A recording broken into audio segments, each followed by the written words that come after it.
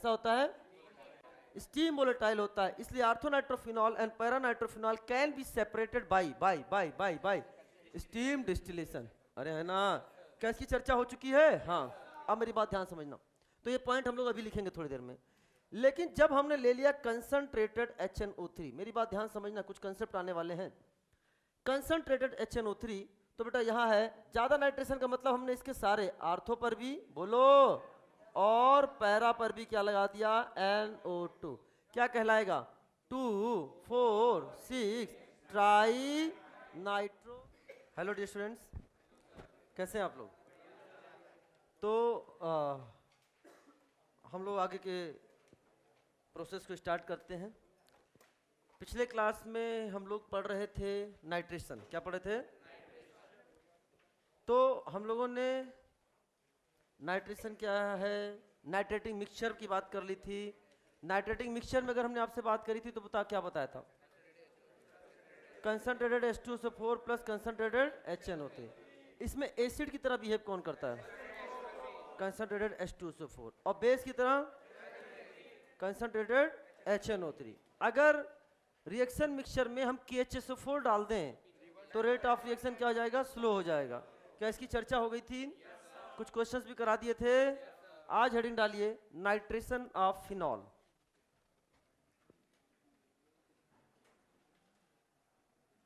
Nitration of phenol, nitration of phenol.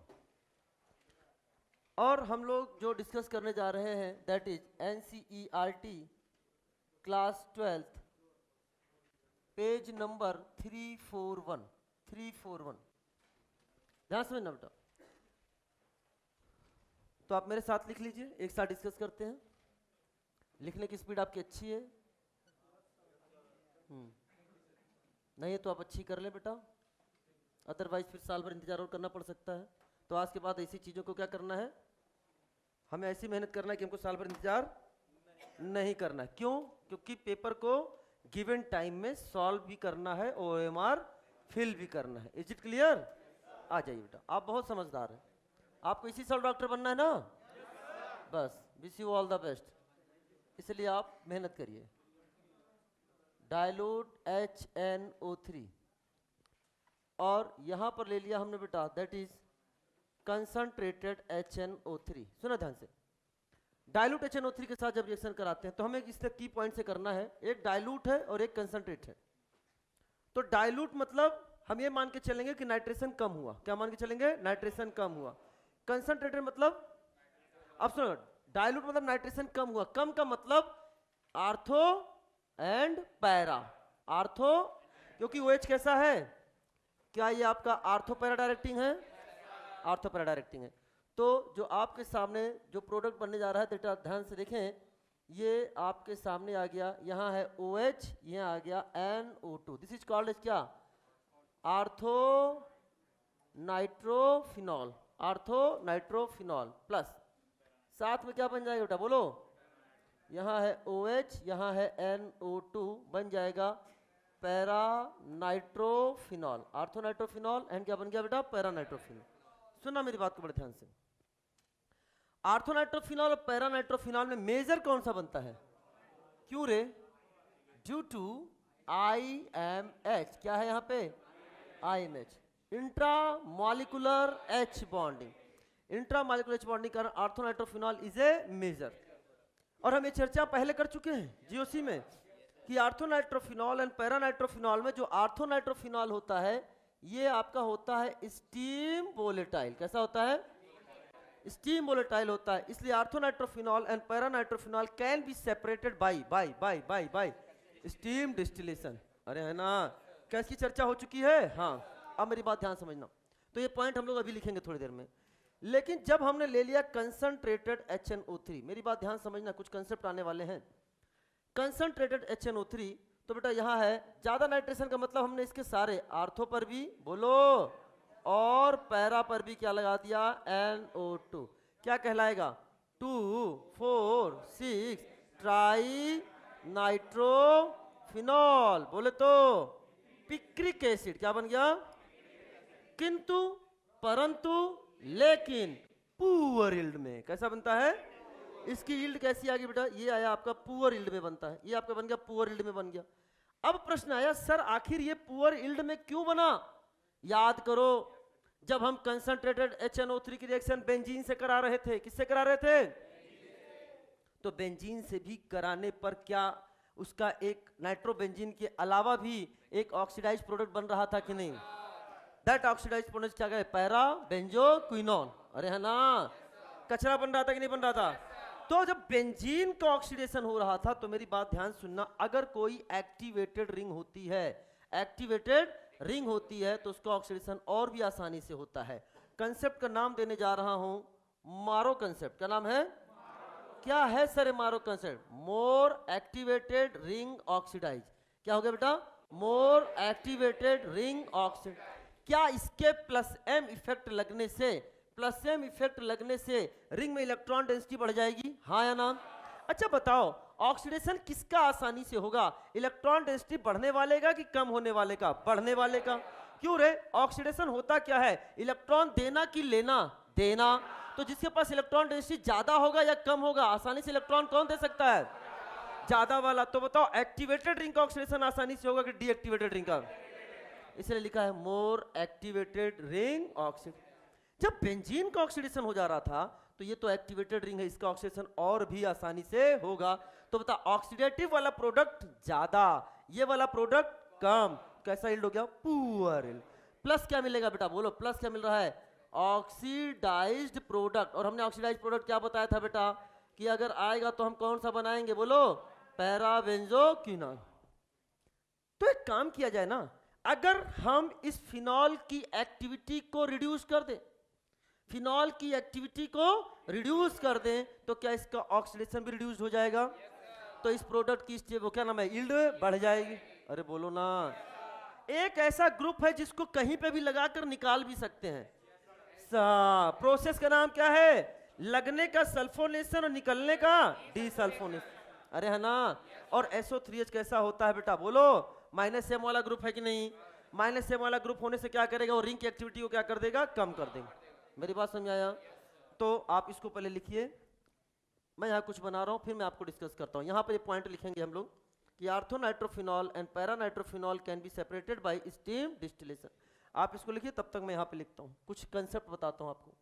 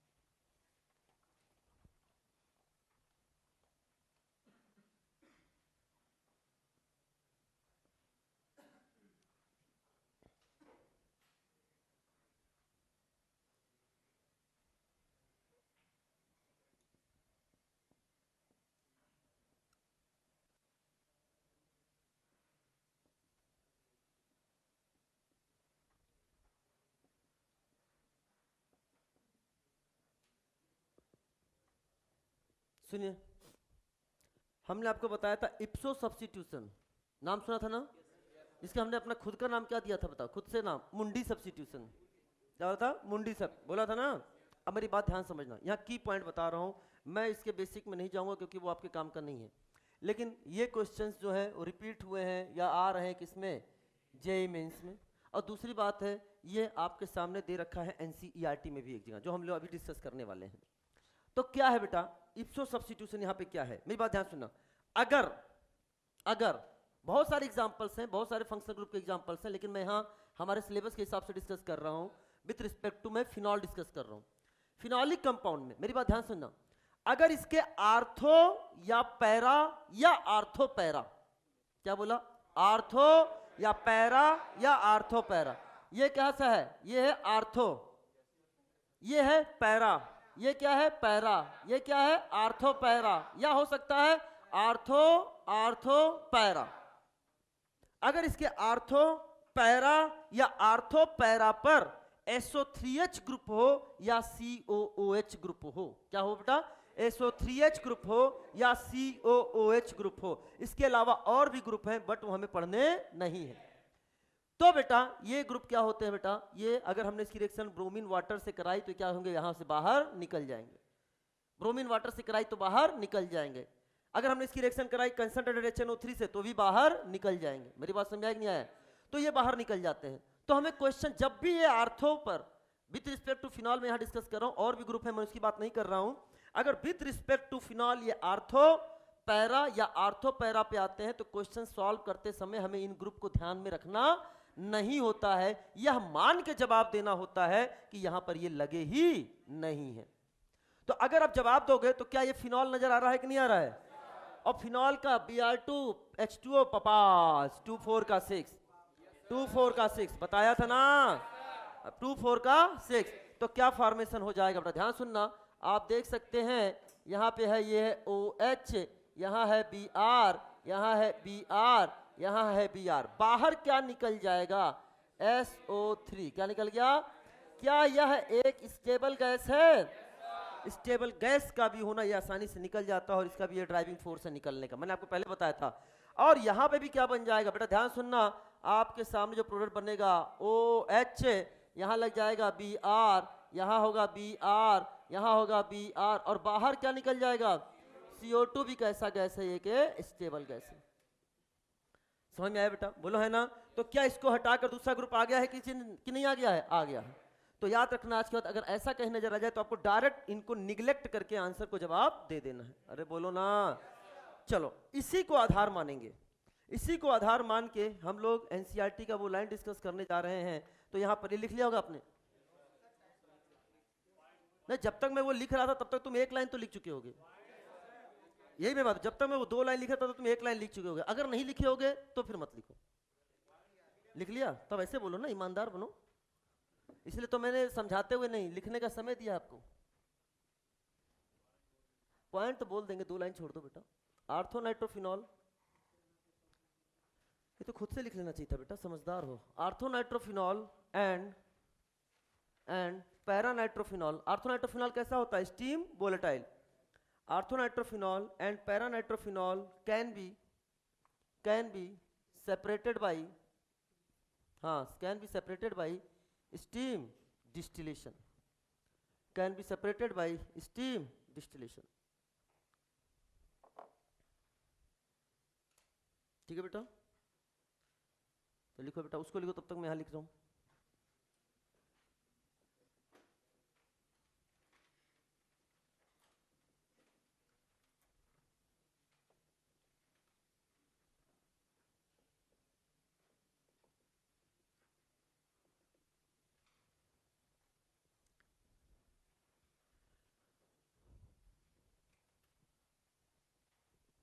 Stop writing. सुनो, अब हमने कहा तो वहां इप्सो समझा दिया, ये अपने एनसीईआरटी में दे रखा है।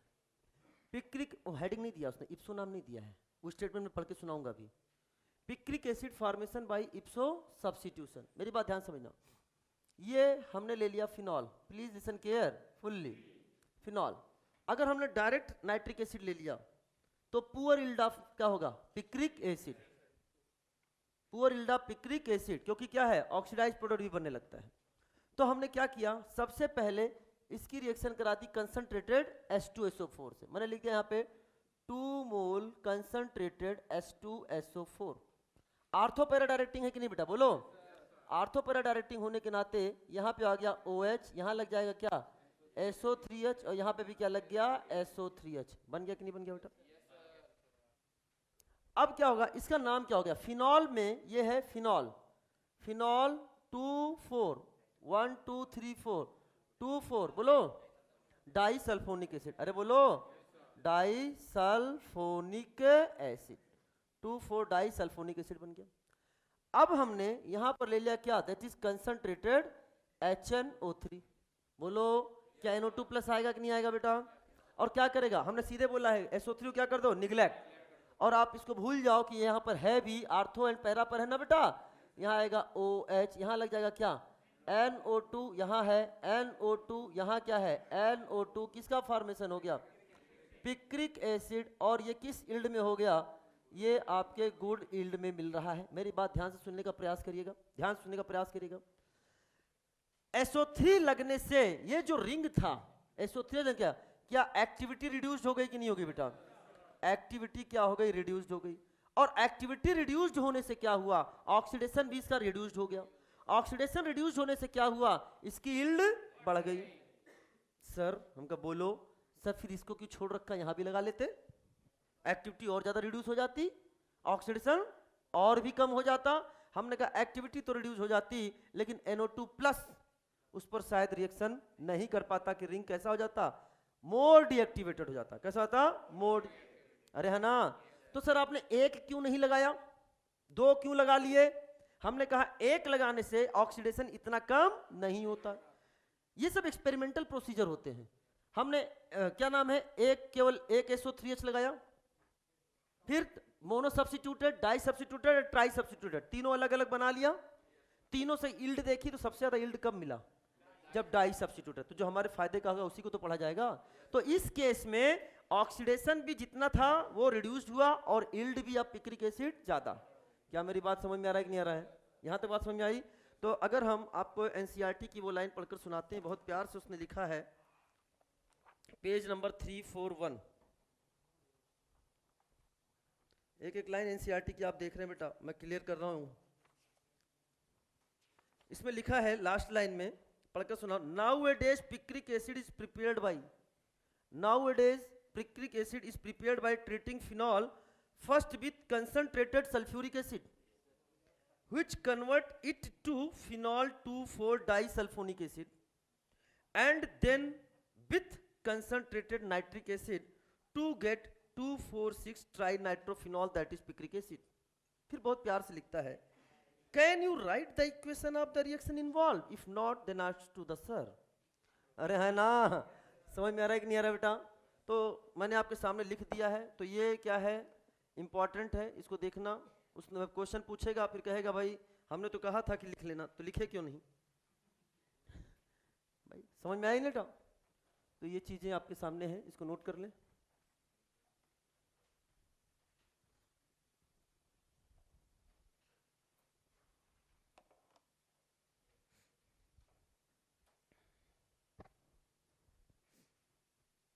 यहां तो कोई डाउट?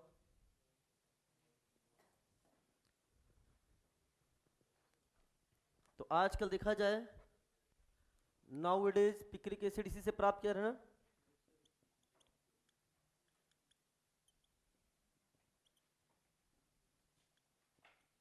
बोलो ना।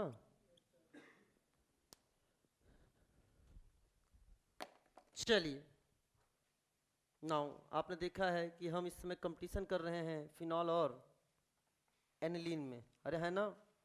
अच्छा एक बात बताओ, दोनों को साथ साथ पढ़ने पे तो तुम्हें आसानी से तैयार चीजें हो रही है ना?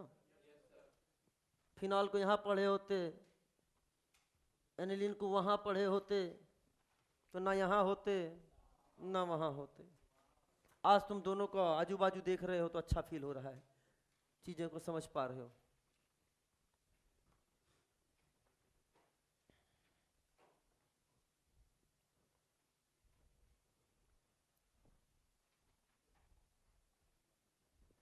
आई थिंक तुमने राइट पार्ट लिख लिया होगा, right part.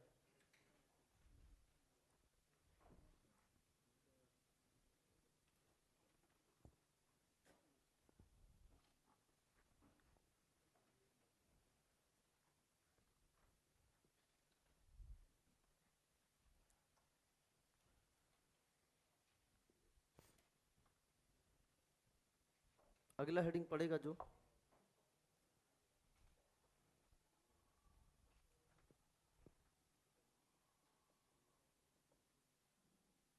Nitration of aniline, NCERT class 12 page number 403। बेटा NCERT page number class 12 403। Okay हाँ।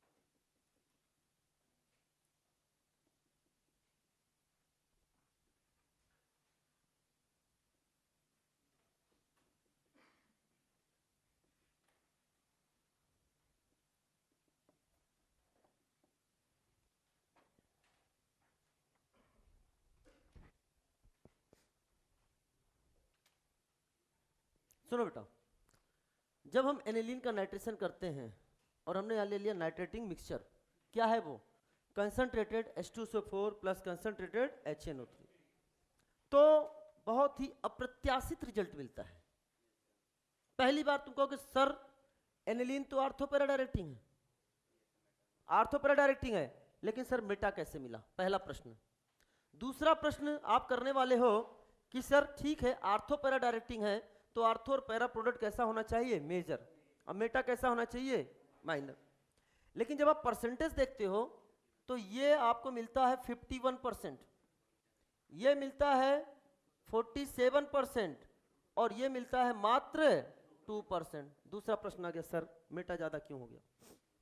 समझ में आया कि नहीं आया? और आर्थो कम क्यों हो गया? तो सुनो बेटा, जब हम पहले तो मैं आपको जवाब ये देने वाला हूं कि यहां पर मेटा ज्यादा क्यों हो गया, प्लस साथ में इसके अलावा प्लस टेरी ऑक्सीडाइज प्रोडक्ट बताया था ना बेटा, टेरी ऑक्सीडाइज प्रोडक्ट भी मिलता है। सुनो मेरी बात ध्यान समझना। सर टेरी ऑक्सीडाइज प्रोडक्ट कैसे मिल जाएगा? जब आपने पूरा ये लिख दिया, जितना टोटल प्रोडक्ट हमारा नाइट्रेशन का मिला है उस टोटल का 51 ये है, 47 ये है और 2% ये है, जो बच गया वो क्या है बेटा? उसके अलावा जो बना है वो क्या है? टेरी ऑक्सीडाइज।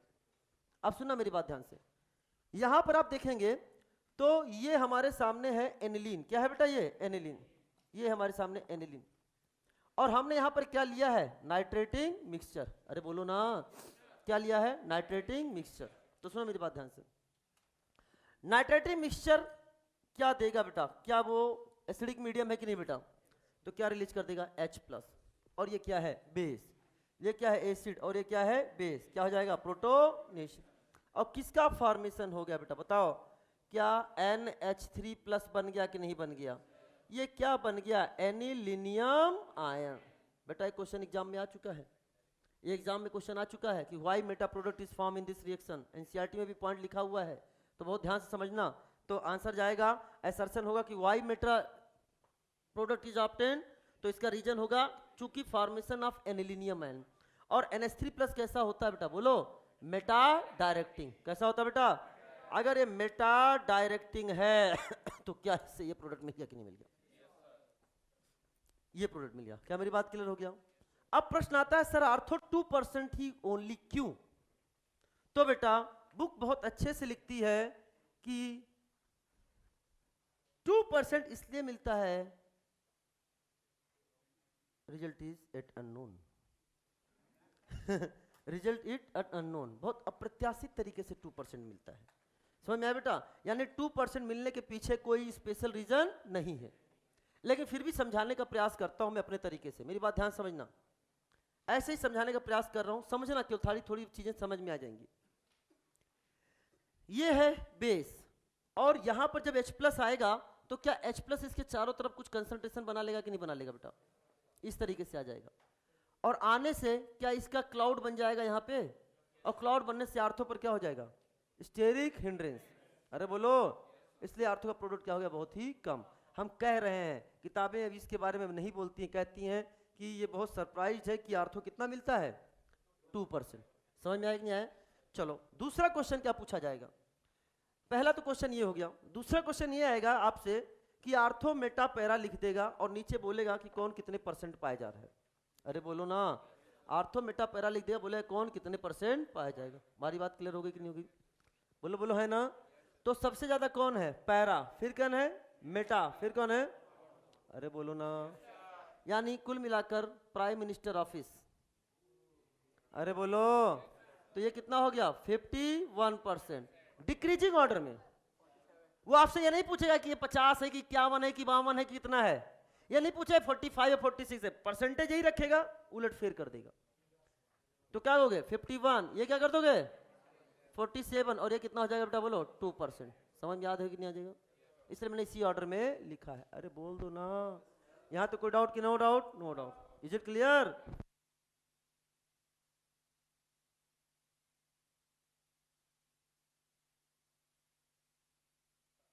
बात क्लियर हो गई कि नहीं होगी बेटा? Is it clear? तो ऐसे इस तरह से आप इसको याद कर सकते हो।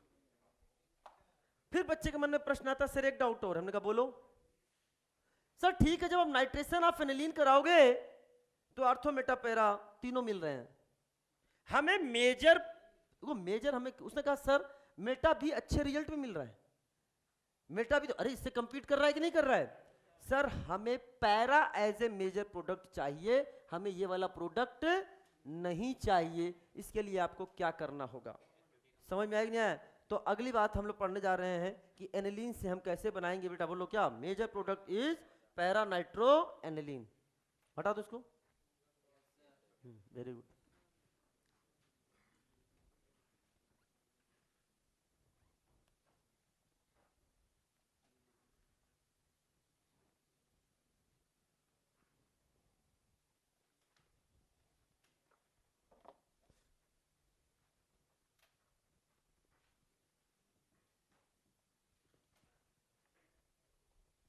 तो आपका क्वेश्चन है कि सर ये हमारे सामने है एनिलीन, क्या लिया जाए जिससे हमारा जो प्रोडक्ट बने, ये है NH2 और यहाँ क्या आ जाए NO2। बोले तो पैरा नाइट्रो, एक पैरा नाइट्रो एनिलीन, कुछ भी देख के बोलते हो,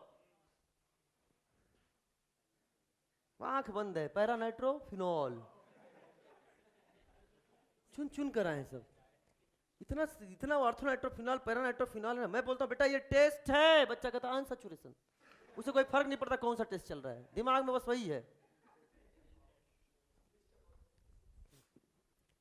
हाँ ठीक है ना, क्या है पैरा नाइट्रो एनिलीन, और इसको बनाना है as a major product, as a major product. तो सुनो बेटा, हमने आपको एक की पॉइंट बताया था, पूछो क्या, जब जब एनिलीन को दिक्कत आएगा, याद है, याद करो, जब जब एनिलीन को दिक्कत आएगा स्कूटर पर बाहुबली आएगा, आया ना। हमें जब जब एनिलीन की प्रॉब्लम आई, जब जब एनिलीन के सामने क्वेश्चन मार्क लिखा गया है, वो स्कूटर पर बाहुबली आ गया है। कौन कौन कौन कौन, एसिड डेरिवेटिव, अरे है ना, स्कूटर पर बाहुबली बन के साइलेशन कराने कौन आ रहा है, एसिड डेरिवेटिव। क्या तुम्हें याद है? इतनी बार मैंने आपको बता दिया है कि आप ये बता सकते हो, बताओ क्या है, बताओ बताओ बताओ। CH3COCl, या ले सकते हो Ac2O एसिटिक एनहाइड्राइड, यहाँ क्या लेते हैं बोलो, पायरिडीन। इसका रोल हमने बता चुका है। हाँ, रिएक्शन का नेचर कौन सा हो गया है, SNAE। रिएक्शन का नाम क्या हो गया, SBR। बोले तो शॉर्टन बाउमैन रिएक्शन, क्या हम बता चुके हैं आप, बताओ कितनी बार बता दिया मैंने आपको, बात समझ में नहीं है? जब जब एनिलीन को दिक्कत आएगा, जब जब एनिलीन को दिक्कत आएगा स्कूटर पर बाहुबली चला आएगा। बोले तो शॉर्टन बाउमरी रिएक्शन, इसलिए नाम दिया मैंने क्या, स्कूटर पर बाहुबली रिएक्शन। समझ में आया क्या? अब बेटा ध्यान सुनना, इसने किया अटैक, बॉन्ड टूट गया, खटैक, ऐसे यहां से भी होगा, बोलो ना। बनने वाली चीज को देखो बोर्ड पर, इधर देखो, ये क्या है NHCOCH3, नाम बताओ रे बच्चा, दिस इज कॉल्ड एसिटेनिलाइड। क्या है ये, है एक एमाइड, बोलो ना। अब हमने यहां ले लिया कंसंट्रेटेड H2SO4, कंसंट्रेटेड HNO3। मेरी बात को बड़े ध्यान से समझना, यहां क्या हो रहा था, एसिड बेस, यहां क्या हो रहा था, क्योंकि ये किस तरह से बिहेव कर रहा था, बेस की तरह। और तुमने पढ़ा है पहले, एमाइड को हम बहुत अच्छा बेस नहीं मानते। याद करो, रिएक्शन करते समय मैंने बोला था एमाइड, याद आ रहा है? देखना भी पसंद नहीं करते थे, क्या तुम्हें याद आ रहा है? सबसे आगे रखा था ग्वानिडीन, सबसे आगे रहा था, फिर ग्वानिडीन लाइक, याद करो, LP लोकलाइज, LP अरे बोलो डी लोकलाइज, याद आ रहा है नहीं आ रहा है? फिर एमाइड, ये एमाइड बन गया है। बताओ क्या ये अच्छा बेस है कि अरे हम बेस की तरह कंसीडर ही नहीं करेंगे। तो प्रोटोनेशन की क्या ये अपने में रेजोनेंस स्टेबलाइज है? तो बेटा बताओ, क्या हम यहाँ जब प्रोटोनेशन नहीं करेंगे तो क्या आर्थो पैरा डायरेक्टिंग है? Major product, major product, major product, ortho की पैरा, पैरा। तो बेटा ध्यान सुना, जब पैरा मेजर प्रोडक्ट बनाओगे, यहाँ पे क्या है NHCOCH3, यहाँ पर क्या आ गया बेटा NO2। नाम बताओ, पैरा नाइट्रो एसिटेनिलाइड, अरे है ना, पैरा नाइट्रो एसिटेनिलाइड। अब बताओ क्या कर दो, यहाँ पे चाहे ले लो H+H2O, या ले लो क्या बेटा OH-H2O। प्रोसेस का नाम क्या होता है, हाइड्रोलाइसिस। कैसे बताया था, इसको तोड़ दे, HNOH जोड़ दे। ये वाला पोर्शन का तुमको नजर आने लग गया है? इधर क्या बन जाएगा NH2, इधर क्या हो गया NO, क्या नजर आ रहा पैरा नाइट्रो एनिलीन। क्या ये आपका मेजर बन रहा है कि नहीं? क्योंकि यहां हमने भी इसको क्या बनाया है मेजर। आया कि आ ही गया बेटा? आप समझ में आ रहा है नहीं? ये एनसीईआरटी में पूरा का पूरा जो भी बोर्ड पर लिखा है एक एक लाइन कहाँ की लिखी हुई है एनसीईआरटी की, विद पेज नंबर प्रूफ दे रहा हूँ। बात क्लियर हो रही है? पीछे 2-3 लाइन से पूरा एक एक लाइन हम लोग कहाँ से पढ़ रहे हैं एनसीईआरटी। बता लो क्या कर लो रे, बना लो।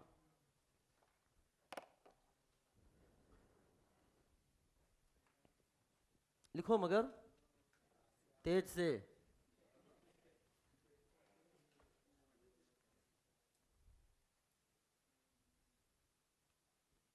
जाके उसका वो लैंग्वेज जरूर पढ़ना आप लोग, जिस लैंग्वेज में लिखा रहता है। ओके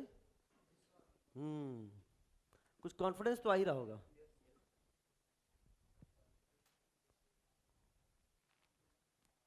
अब धीरे धीरे ये सार जा रहा है, धीरे धीरे ऑक्सीडेशन रिडक्शन आ रहा है।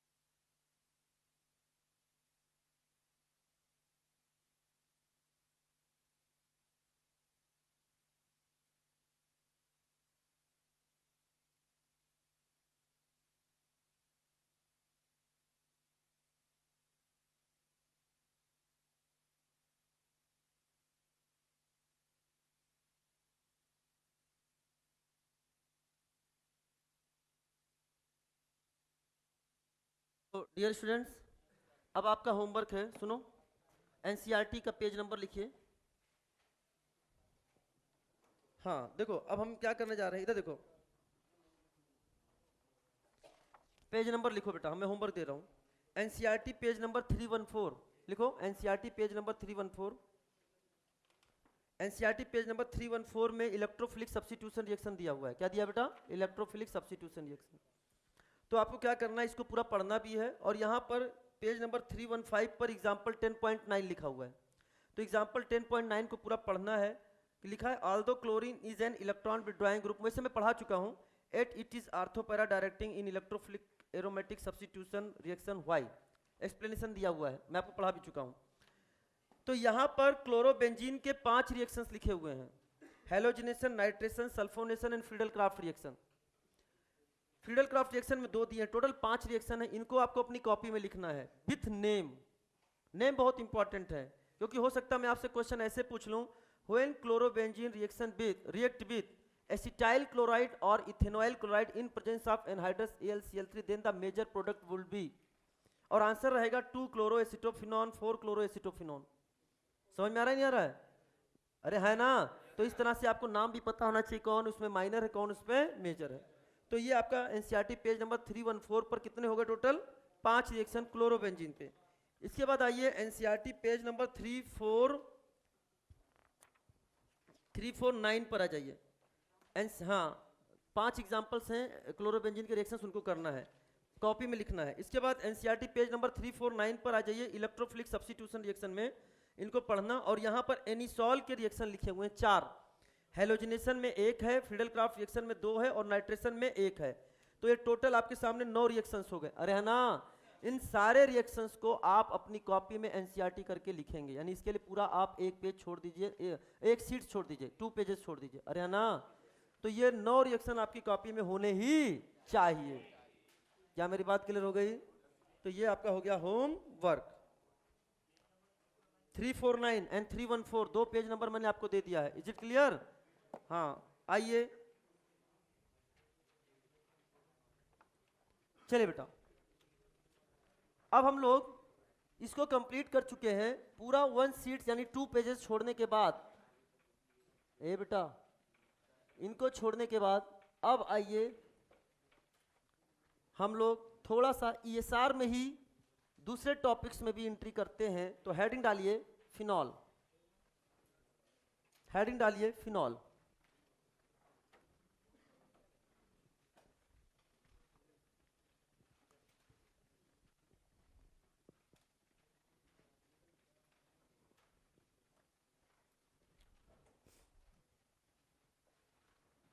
सुनो,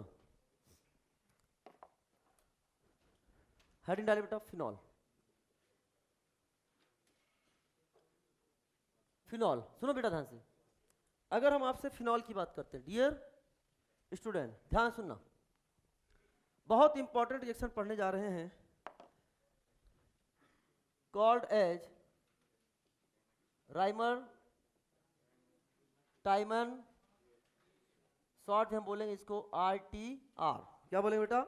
RTR, Reimer Tiemann reaction. NCERT page number 343, page number 343 पर, एनसीईआरटी क्लास 12 पेज नंबर 343 पर ध्यान समझना बेटा। जैसे पहले मैं लिख रहा हूं मेरे साथ लिखते जाइए, स्पीड से लिखते जाइएगा बेटा। This is phenol. इसकी रिएक्शन कराते हैं सबसे पहले CHCl3 plus aqueous NaOH followed by H plus. तो होता क्या है, फिनॉल के आर्थो पोजीशन पर CHO ग्रुप इंट्रोड्यूस हो जाता है। और CHO ग्रुप को हम लोग क्या बोलते हैं? फार्माइल। क्या बोलते हैं? तो सर आप ये कहना चाहते हो कि फार्माइल ग्रुप का ऐड हुआ, यानी क्या हो गया बेटा? फार्माइलेशन। क्या हो गया? तो ये रिएक्शन को हम बोल सकते हैं this is called as formylation of phenol. जैसे मैंने लिखा फॉर्माइलेशन ऑफ फिनॉल, बच्चे ने कहा सर फॉर्माइलेशन ऑफ बेंजीन भी आप पढ़ा चुके हैं। क्या होता है बेटा फॉर्माइलेशन ऑफ बेंजीन? कौन सी रिएक्शन पढ़ाया था? गटरमैन कॉच और गटरमैन एल्डिहाइड। क्या आपको याद आ रहा है? वो बेंजीन से बेंजल्डिहाइड बनाना सिखाया था।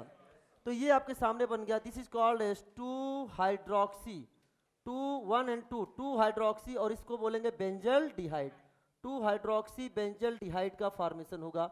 इसे हम लोग बोलते हैं क्या, सैलिसिल एल्डिहाइड, सैलिसिल डिहाइड के नाम से इसको हम जानते हैं। यहां पर अगर देखा जाए तो एक इंटरमीडिएट का पहले फॉर्मेशन होता है, ध्यान सुना, ये इंटरमीडिएट बनता कब है, ये है O माइनस Na प्लस एन CHCl एंड Cl। ये इंटरमीडिएट का फॉर्मेशन होता है कब, जब हम फिनॉल की रिएक्शन कराते हैं CaCl3 प्लस NaOH के साथ कराते हैं, तो यह एक इंटरमीडिएट का फॉर्मेशन होता है। मेरी बात ध्यान से समझना, आजकल नीट इंटरमीडिएट पर बहुत सारे क्वेश्चंस पूछ रहा है, अरे है ना, तो ये क्वेश्चंस भी वो पूछ सकता है, वो पूछे ना पूछे मैं जरूर पूछूंगा, अरे ना, तो याद रखना, ये याद रखना, ये क्या है, इंटरमीडिएट। अब सुना, इसके बाद क्या होगा बेटा, हम यहाँ पर नंबर 1 पर लेते हैं NaOH and followed by H plus, तो किसका फॉर्मेशन हो जाता है, सैलिसिल डिहाइड। बहुत ध्यान से समझना, इस रिएक्शन में एक इलेक्ट्रोफाइल भी बनता है, क्या बनता है, इलेक्ट्रोफाइल, जिसे हम लोग बोलते हैं CCl2, क्या बोलते हैं, यानी वो क्या है, डाइक्लोरोकार्बिन, क्या है, और ये बता इसी तरह से मैंने सजा के एकदम इसी तरह से सजा के बनाया था, बहुत सुंदर से ऐसे इसको कि बेटा इसको, और बोल दिया था कि बेटा स्टार कर लो, पूछ सकता है। 2017 में ऐसे बनाया था, 2018 के इसी क्वेश्चन पूछ लिया उसने, एकदम ऐसे ही बनाया, अब पूछ लिया इस रिएक्शन का इलेक्ट्रोफाइल क्या है, समझ में आया, बच क्या गया है अभी पूछना, ये बात समझ में रोक नहीं आ रहा है, कैसे हुआ, आइए इसकी चर्चा करते हैं।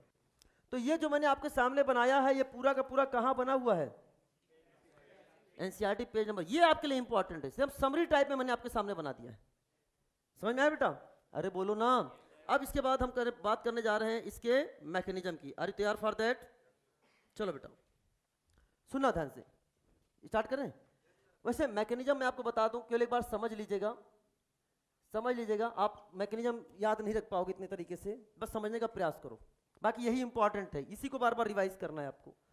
तो सबसे पहले बेटा बताओ, जब CaCl3 की रिएक्शन किससे साथ कराने जा रहे हैं, OH माइनस, क्या हम आपको पढ़ा चुके हैं, यस, याद करो, क्लोरोफॉर्म की रिएक्शन, क्या तुम्हें याद है, क्या बनता था, बताओ, DCC, क्या था, डाइक्लोरोकार्बिन, किस प्रोसेस से, अल्फा अल्फा एलिमिनेशन, याद आ रहा है कि नहीं आ रहा है, याद करो, chloroform plus base DCC, chloroform plus base DCC, अरे क्लोरोफॉर्म प्लस बेस, और एक चीज और मैंने बताया था, क्लोरोफॉर्म सिल्वर हीट एसिटिलीन, अरे बोलो, क्लोरोफॉर्म सिल्वर पाउडर हीट के साथ क्या बनता था, एसिटिलीन, वो याद करो, आजू बाजू, हाँ आजू बाजू याद आ रहा है नहीं आ रहा है, चलो सब आजू है तो बाजू बुलाओ। अच्छा सुनो, अब क्या होगा, मैंने ले लिया आपके सामने फिनॉल, इधर देखो बेटा समझो, ये ले लिया आपके सामने फिनॉल, ये हो गया OH फिनॉल, यहाँ क्या लिया बेटा बोलो, NaOH, ये क्या है, बेस, ये क्या है, एसिड, दुनिया का सबसे फास्ट रिएक्शन एसिड, क्या ये ले गया कि नहीं ले गया, किसका फॉर्मेशन हो गया बेटा बताओ, क्या आपके सामने O पर निगेटिव बना, यहाँ आ गया Na प्लस, क्या नाम है इसका, सोडियम फिनॉक्साइड, या क्या बोलते हैं, सोडियम फिनेट, अरे बोलो ना। अब बताओ क्या ये रेजोनेंस स्टेबलाइज्ड है, यस, इसका रेजोनेटिव स्ट्रक्चर ड्रॉ करो, इसका रेजोनेटिव स्ट्रक्चर ड्रॉ करो, क्या बन गया बेटा, यहाँ डबल बॉन्ड, बोलो रे, और यहाँ आ गया निगेटिव चार्ज, बोलो ना, बोल तो दिया करो, ऑक्सीजन पर निगेटिव, कार्बन पर निगेटिव, आसानी से डोनेट कौन करेगा, कार्बन पर निगेटिव, बोलो ना। अब पिक्चर में ये तो क्या है, न्यूक्लियोफाइल, पिक्चर में कौन है, इलेक्ट्रोफाइल, क्या यहाँ रिएक्शन हो जाएगा, जो चीज बनने जा रही है वो चीज आपके सामने है, ध्यान से सुनना, ये डबल बॉन्ड बन गया, इसने इलेक्ट्रॉन दिया है तो ये हो जाएगा न्यूट्रल, क्या हो गया बेटा, न्यूट्रल, और इस न्यूट्रल ने इलेक्ट्रॉन लिया है तो इस पर चार्ज कौन सा आ जाएगा बेटा बोलो, निगेटिव, क्या आ जाएगा बेटा, निगेटिव, समझ में आया कि नहीं आया। यहां पर तुम्हें कुछ नजर आ रहा है क्या, हाइड्रोजन, ये सेंटर कौन सा है बेटा, sp3, अरे बोल तो दिया करो, ये सेंटर कौन सा तुम्हारा, sp3, इज इट क्लियर। अब मेरी बात ध्यान से समझने का प्रयास करिएगा डियर स्टूडेंट्स, यहां पर क्या है, ये Na प्लस, अरे बोलो, तो यहां पे भी क्या लगा रहेगा, Na प्लस, क्या ये Na प्लस आपको यहां नजर आ रहा है, अरे है ना।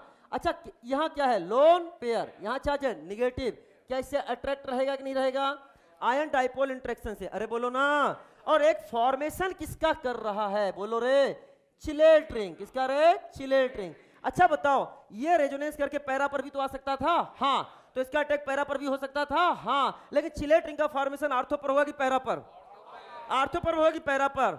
आर्थो वाला ज्यादा स्टेबल कि पैरा वाला ज्यादा स्टेबल?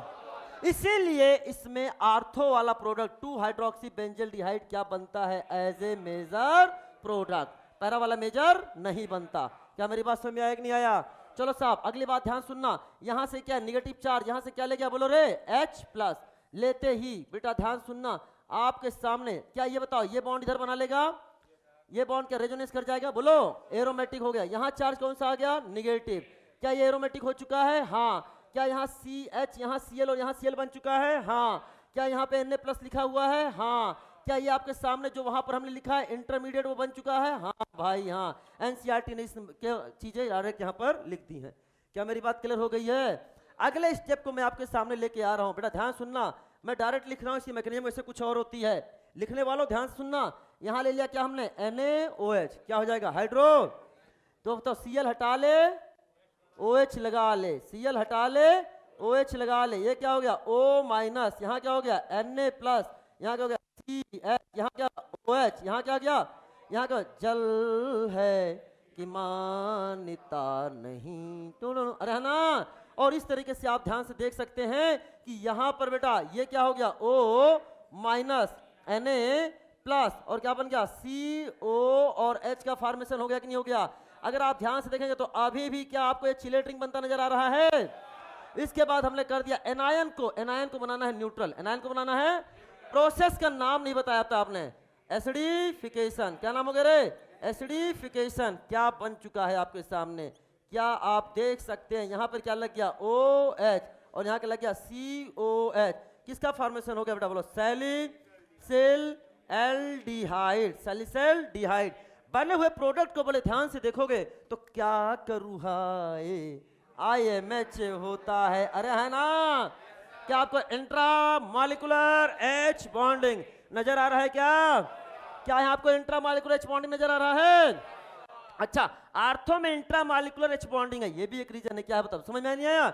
ये प्रोडक्ट बनता है, लेकिन क्या रीजन मेन ये वाला है? हाँ। अच्छा मेरी बात सुनो, अगर ये आर्थो बना है तो पैरा भी तो बना होगा, यानी अब आपके सामने जो प्रोडक्ट मैं बताने जा रहा हूं, ध्यान सुना बेटा, ये मैंने आपके सामने OH, ये है COH, ये कौन सा, मैं CHO सीधे लिख दे रहा हूं बेटा, बोलो दिस इज कार आर्थो वाला।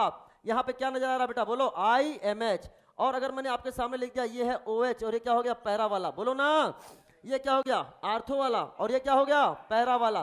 क्या मैं बोल सकता हूं जैसे मैंने आर्थो नाइट्रोफिनॉल पैरा नाइट्रोफिनॉल बताया था, आर्थो नाइट्रोफिनॉल कैसा होता है, स्टीम वोलेटाइल, अरे बोलो ना, तो क्या ये भी होगा स्टीम वोलेटाइल, अरे है ना, ये भी क्या है आपका स्टीम वोलेटाइल। तो क्या बोल सकते हो, क्या आर्थो नाइट्रोफिनॉल पैरा नाइट्रोफिनॉल की तरह ये भी होगा आर्थो एंड पैरा वाला, ortho hydroxy benzaldehyde and para hydroxy benzaldehyde can be separated bye, बोलो क्या, स्टीम डिस्टिलेशन। क्या मेरी बात समझ में आया? जब हम आपको प्यूरिफिकेशन मेथड पढ़ाएंगे तो वहां पे हम बोलेंगे बेटा आज पढ़ते हैं स्टीम डिस्टिलेशन, एग्जांपल बताओ। क्या 2 एग्जांपल आप पहले बता चुके हो? कौन सा रे, आर्थो नाइट्रोफिनॉल पैरा नाइट्रोफिनॉल, दूसरा क्या है ortho hydroxy benzaldehyde para hydroxy benzaldehyde, अरे है ना, बना ले, क्या कर रे, बना ले। क्या ये लिख पाओगे इतना? आज लिख लो, लेकिन क्या एग्जाम में इतना सोच पाओगे? नहीं, बार बार रिवीजन इसको करना है, बार बार रिवीजन इसको करना है। Is it clear? बना ले।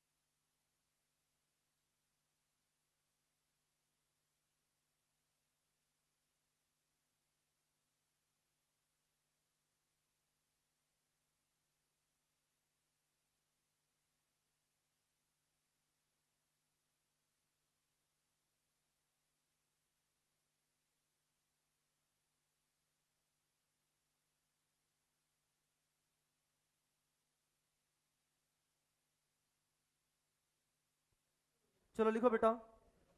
अच्छा एक पॉइंट लिखो पहले। If CCl4 is taken, if CCl4 is taken in place of CaCl3, if CCl4 carbon tetrachloride, if CCl4 is taken, if CCl4 is taken in place of CaCl3, then salicylic acid is the product. Then salicylic acid is the product. Salicylic acid is the product. बेटा ध्यान समझना बेटा, ये इतना fast लिख लो ना, कहाँ समझ में ना। ये देखो बेटा, अगर मैंने यहाँ ले लिया, ये है phenol, this is the phenol, और इसकी रिएक्शन हमने कराई, ध्यान सुनो बेटा, यहाँ ले लिया रिएक्शन करा दी किससे, CCl4 NaOH heat followed by, बोलो क्या है, ये इसको ले लिया, वापस उसी स्टाइल में लिख देता हूँ जैसे पहले लिखा था, चलो ठीक है चलेगा। फॉलोड बाई क्या है यहाँ पे H+, then there is a formation ना, बोलो रे OHCOOH, मेरी बात समझ आए, पूरा इस फॉर्मेट लिख देता हूँ, ऐसे लिखा, क्या लिया बेटा यहाँ पे CCl4, बोलो ना, प्लस क्या ले लिया बेटा, बोलो NaOH heat followed by H+, ताकि आपको नजर आवे कि उसी स्टाइल में लिखा है जैसे यहाँ पे CHCl3 था, वहां क्या लिख दिया मैंने CCl4, तो फॉर्मेशन किसका हो जाएगा, बताओ बेटा OH, और यहाँ आएगा COOH, this is called as two hydroxy benzoic acid, this is called as salicylic acid. अब कोई बताएगा, मैं आपको 10 सेकंड ज्यादा समय नहीं दूंगा। जैसे जब हम लेते थे ये क्लोरोफॉर्म, तो इलेक्ट्रोफाइल बनता था DCC, ये क्या था बेटा हमारा, दिस इज ए इलेक्ट्रोफाइल, तो जब हम CCl4 लेंगे तो इलेक्ट्रोफाइल क्या बनेगा, वेरी गुड, किसने जवाब दिया, सही जवाब, बेहतरीन जवाब, ध्यान समझना मेरी बात। तो ये जो आपके सामने है CCl, जिसने पढ़ा होगा पहले उसी ने जवाब दिया होगा बेटा, पढ़ा पहले आपने, कहाँ पढ़ा है, अच्छा मेरे से पढ़ा है हाँ वापस आ जाओ, इसीलिए इतना फास्ट जवाब दे दिया तुमने।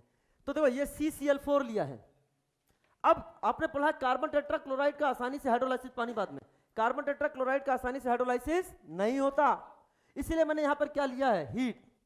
मैं यहां पर आपको ट्रिक मैकेनिज्म से बताया जा रहा हूं, इसका मैकेनिज्म कुछ और होता है।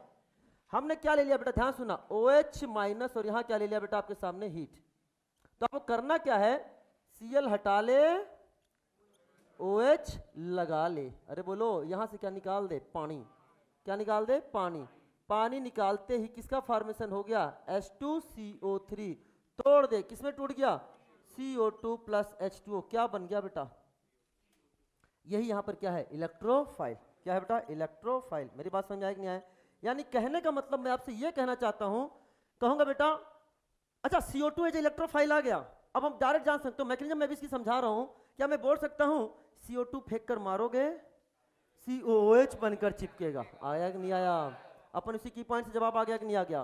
तो यानी जब हम CCl4 लेते हैं तो इलेक्ट्रोफाइल क्या होता है, CO2, क्या होता है बेटा, CO, बोलो ना, बोल बे, कोल्बे, हाँ तो यहां सुनो, कोल्बे रिएक्शन देख रहा था, कोल्बे रिएक्शन देख रहा था, कह रहा ठीक है तुम CCl4 लेकर रिएक्शन करते हो, हम CO2 लेकर रिएक्शन कराएंगे, तुम CCl4 लेकर रिएक्शन करते हो, हम CO2 लेकर रिएक्शन कराएंगे, बोलो ना। और जब direct CO2 as electrophile use करो तो NCERT पेज नंबर 342 हो जाता है, दैट इज कोल्बे रिएक्शन या कोल्बे स्मिट रिएक्शन, समझ में आए, हटाऊंगा उसको मैं, हाँ ऊपर वाला लाइन पे हटाऊंगा बेटा, तब तक मैं जब तक हटाऊं तब तक तुम नीचे का लिख लोगे।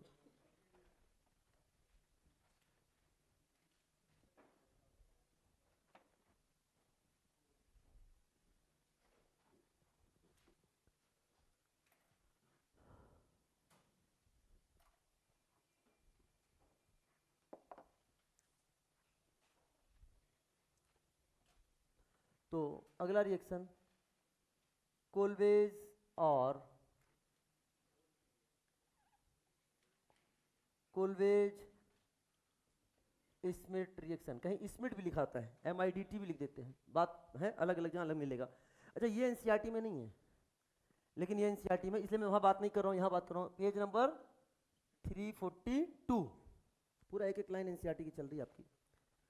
तो डियर स्टूडेंट्स, जब हम फिनॉल की रिएक्शन सबसे पहले कराते हैं किसके साथ? NaOH के साथ। किसका फॉर्मेशन होगा? आप तो खुद बोल दो ना बेटा। हाँ very good, O minus Na+, क्या बन गया? सोडियम फिनॉक्साइड, या क्या बोलते हैं? सोडियम फिनेट। फिर नंबर 1 पर ले लिया हमने क्या? CO2, फॉलोड बाई क्या ले लिया बेटा? H+। CO2 फेंक कर मारोगे, COH बनकर चिपकेगा, OHCOOH बन गया क्या? Salicylic acid. क्या बन गया बेटा? सैलिसिलिक एसिड का फॉर्मेशन हो गया। अरे बोल तो दिया करो। चलो, वैसे एनसीईआरटी में बस इतना ही लिखा है, बस छोड़ दिया है। आपको याद भी ऐसे ही रखना है। आर्थो पर क्यों गए वो सब चीजें समझ में आ जाएगी, लेकिन याद रखो CO2 फेंक कर मारोगे, COH बनकर चिपकेगा। अरे है ना? चलो साहब, अगर हम इसके मैकेनिज्म की चर्चा करते हैं आपसे, बस समझ लो एक बार। मुझे पता है कि बस केवल मैकेनिज्म हम समझाने के लिए लिख रहे हैं आपके सामने। हम सीधे स्टार्ट कहां से करने जा रहे हैं? यहां से। और आप यहां से चीजों को समझ लोगे बहुत अच्छे से। ये क्या है? O-। अरे बोलो ना, क्या इसका रेजोनेंस कराते हैं बेटा? बोलो। रेजोनेंस कराते ही क्या बन गया बेटा? जैसे वहां पे कराया था सेम उसी तरीके से ये डबल बॉन्ड O, यहां ये, और यहां पे क्या बन जाएगा बेटा? बताओ, निगेटिव चार्ज। अब वहां पर क्या था? Dichlorocarbene, electrophile. यहां इलेक्ट्रोफाइल कौन है? CO2। इसने किया अटैक, बॉन्ड टूट गया, खटैक। ध्यान सुनना बेटा, आप देख सकते हैं ये डबल बॉन्ड O, यहां देखो बेटा, ये क्या है? C, यहां है O-, डबल बॉन्ड O। अरे बोल दो ना। अच्छा, क्या यहां पर Na+ है? हाँ। Na+ है? हाँ। अरे Na+ है? हाँ भाई हाँ। क्या बना रहा है? Chelate ring. जो to formation of chelate ring, ortho is a major product. Ortho is a major product. Is it clear? आप सुनो ध्यान से, मेरी बात ध्यान समझना। यहां पर क्या है? हाइड्रोजन। सेंटर कौन सा है? ये sp3। देखो ध्यान से, ये बॉन्ड टूटेगा, H+ निकल गया। क्या ये इधर चला गया? ऑक्सीजन पे चार्ज कौन सा आ गया? निगेटिव। उसने यहां पे ले लिया H+। अगर तुम यहां भी H+ पहले लगा देते तो एसिड है कि नहीं बेटा? वो फिर H+ लगा के क्या देता? वहां पे दे देता। बात समझ आई है? तो अपन ने डायरेक्ट स्टेप आगे बढ़ा दिया। तो आपके सामने जो बनकर आ रहा है, आप देख सकते हैं ये एरोमेटिक हो गया है। यहाँ पे आ गया है OH, यहाँ क्या है? O-। ये क्या है बेटा? Na+। अरे बोलो। और बन गया ये। मेरी बात क्लियर हो रही कि नहीं हो रही बेटा? Na+। फिर दूसरे स्टेप पर क्या लिया मैंने? H+। क्या ले लिया बेटा? H+। क्या बन जाएगा बताओ रे? अगर आप देखेंगे तो क्या यहाँ पर आपके सामने OH, यहाँ C, यहाँ पर क्या है? OH, डबल बॉन्ड O बन गया कि नहीं बन गया? Formation of salicylic acid. Salicylic. इतना तो तुमको समझ में आ गया ना कि आर्थो पे अटैक करके ही प्रोडक्ट बनाएगा। तो बस खत्म। CO2 फेंक कर मारोगे, COH बनकर चिपकेगा। अरे CO2 फेंक कर मारोगे, COH बनकर चिपकेगा। बात क्लियर हो गया कि नहीं हो गया? बना लीजिए।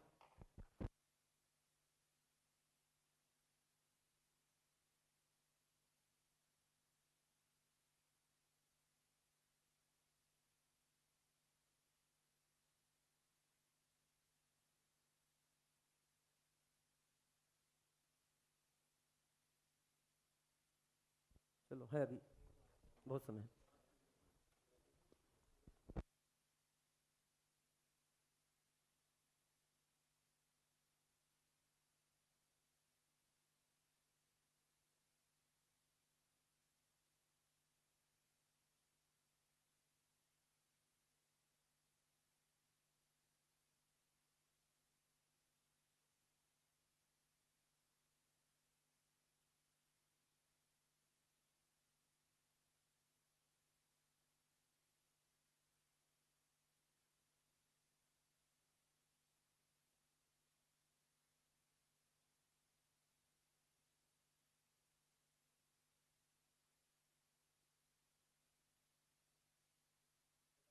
एक अच्छा ठीक है, खुद से लिख लेना। अरे खुद से लिख लेना। अरे खुद से लिख लेना। बस समरी का नाम आते ही बच्चा कहता सर आप लिख दो, वही तो पढ़ना एग्जाम में। बाएं वाला हटाऊंगा हिस्सा ये। चलो,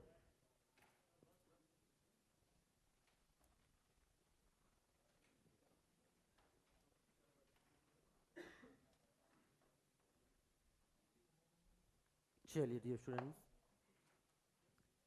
ओ बच्चा कहाँ हो, इधर आ जाओ। तो ये हमने स म री समरी, एकदम बच्चों जैसा होता है, जैसे बच्चों को याद कराया जाता है ना, एकदम याद आता है कि हाँ एकदम अब टीचर जी हैं, अब हमको सिखाएंगे, क्यों रे। तो थोड़ा बहुत प्यारी समरी आपके सामने लिख रहे हैं। हाँ, बचपना याद आ जाता है, कौन से बड़े ही हो गए हो तुम। इधर ध्यान सुनाओ, ये हमारे सामने है फिनॉल, दो समरी कितनी प्यारी लिख रहे हैं। ये हमारे सामने है फिनॉल। फिनॉल की रिएक्शन आप कराइए किसके साथ, CHCl3। अच्छा ध्यान सुनना, राइमर टाइमर रिएक्शन में अगर हम आपसे बात करते हैं तो फॉर्माइलेशन ऑफ फिनॉल है कि नहीं। अगर फॉर्माइलेशन ऑफ फिनॉल है तो क्या हम बोल सकते हैं कि एनसीईआरटी के अगर मैं पॉइंट आपको डिस्कस करता हूं तो सुना ध्यान से, ऑन ट्रीटिंग फिनॉल लिखना, on treating phenol with chloroform in presence of sodium hydroxide. अब अगली लाइन सुनना, राइमर टाइमर में लिखो, a CHO group is introduced, CHO group, CHO लिखो बेटा, a CHO group is introduced at ortho position of benzene ring. बेटा ऐसा question statement wise पूछ लेगा, a CHO group is introduced, a CHO group is introduced at ortho position of benzene ring. Question पूछेगा ऐसा कौन सा reaction है जिसमें CHO group is produced at ortho position of benzene ring, phenol के साथ रिएक्शन करा। अरे बोलो ना, क्या रहेगा, राइमर टाइमर रिएक्शन। और जो आपका इंटरमीडिएट बनता है उसका नाम क्या है, सब्स्टिट्यूटेड बेंजल क्लोराइड। लिख लो बेटा इंटरमीडिएट के नीचे, सब्स्टिट्यूटेड बेंजल क्लोराइड। जो इंटरमीडिएट बनाया था उसको लिखो substituted benzyl chloride, substituted benzyl chloride. बात क्लियर आया, ऐसे भी क्वेश्चन पूछा जा सकता है, सब्स्टिट्यूटेड बेंजल क्लोराइड। तो देखो फिनॉल की रिएक्शन कराई क्लोरोफॉर्म से, फिनॉल की रिएक्शन किससे कराई बेटा बताओ, CCl4 से। फिनॉल की रिएक्शन किसके साथ कराई, CO2 से। यहां पर ले लिया बेटा मैंने नंबर 1 पर ले लिया NaOH, नंबर 2 पे ले लिया H+। बताओ प्रोडक्ट, ऊपर क्या बनाते थे, सैलिसिल एल्डिहाइड, यहां क्या बनाते थे, सैलिसिलिक एसिड, यहां क्या बनाते थे, सैलिसिलिक एसिड। इस रिएक्शन का नाम क्या था, राइमर टाइमर रिएक्शन। इसका नाम क्या था, कोलवेज या कोलवेज स्मिथ रिएक्शन। अरे बोलो, तो पूरा पूरा आपके समरी आ रही है बेटा, आया कि नहीं आया। और सुनो, अगर मैं बात करता हूं किसकी, इलेक्ट्रोफाइल की, तो यहां इलेक्ट्रोफाइल क्या था, CCl2, यहां इलेक्ट्रोफाइल क्या है, CO2, यहां इलेक्ट्रोफाइल क्या है, हो गया ना समरी। जितना पढ़ाया सब एक लाइन में खत्म हो गया कि नहीं हो गया बेटा। देखो ऐसे सीधे ऐसे रिवाज, when phenol reacts with chloroform NaOH followed by H+, salicylaldehyde is the product and electrophile is dichlorocarbene. When phenol reacts with carbon tetrachlorophite, NaOH followed by H+, product is salicylic acid and the electrophile is CO2. When phenol reacts with CO2, reaction is Kolbe's reaction followed by क्या, NaOH and H+, क्या हो गया, salicylic acid and the electrophile is CO2। अरे आ गया कि नहीं आ गया, पूरी की पूरी समरी हमने आपके सामने लिखा दी। अरे बोल तो दिया करो। चलो तो ये हमने कंप्लीट कर दिया। अब इसके बाद दो टॉपिक रहते हैं, एक होता है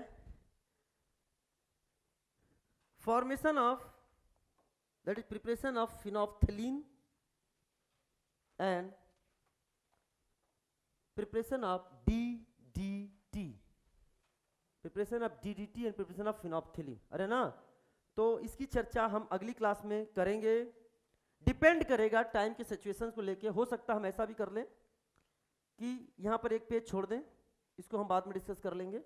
इसके बाद आने वाला टॉपिक, क्योंकि हमें उसी पर्टिकुलर टाइम में ही क्या करना है, क्योंकि अगर हमने इसको डिस्कस किया ऐसा भी हो सकता है तो वो चीज़ें रह जाएंगी, तो अपन तो मैनेज कर लेंगे। ठीक है बेटा, बोलो है ना। तो wish you all the best, मस्त रहिए, जबरदस्त रहिए, पढ़ाई में हमेशा व्यस्त रहिए। Wish you all the best, welcome to you all.